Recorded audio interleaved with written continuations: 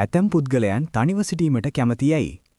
ඒ ඔවුන් මිනිසුන්ට වෛර කරන නිසා නොව, කලබලකාරී ഘോഷාවට වඩා සාමය දැනෙන නිසාය.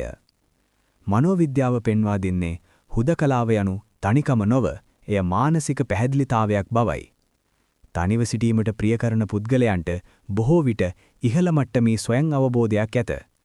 ඔවුන් තම හැඟීම් ගැඹුරින් වටහා ගන්නා අතර සම්පූර්ණ බවක් දැනීමට අන් අය මත රඳා නොසිටිති. ඔවුන් නිහබතාවිය තුල තම ශක්තිය නැවත ලබා ගන්නා අතර එහිදී ඔවුන්ගේ සිතුවිලිවලට නිදහසේ ගලා යාමට ඉඩක් ලැබේ. මොවුන් කතා කරනවාට වඩා වැඩිපුර සවන් දෙන පුද්ගලයන්ය. හිරු බැස යාමක්, නිහඬ ඇවිදීමක් හෝ තමන්ගේම කියලා හැඟීමක් දෙන ගීතයක් වැනි කුඩා දේවල් තුල ඔවුන් අර්ථයක් සොයා ගනිති.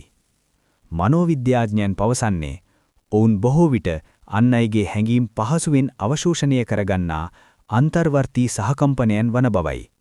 එබැවින් ඔවුන්ගේ ශක්තිය ආරක්ෂා කර ගැනීමටත් නැවත තමන් සමග සම්බන්ධ වීමටත් ඔවුන්ට පෞද්ගලික අවකාශයක් අවශ්‍ය වේ. හුදකලාවට ආදරය කිරීම යනු ඔවුන් අන් අය කෙරෙහි උදාසීන හෝ වෙන් වූ පිරිසක් බව නොවේ. එයින් අදහස් කරන්නේ සැබෑ සාමය සොයාගත හැක්කේ තමා තුළම බව ඔවුන් ඉගෙනගෙන ඇති බවයි. සමහර විට තනිව සිටීම යනු ඔවුන් ස්ථාවරව සහ සුවයින් රැඳී සිටින ආකාරයයි.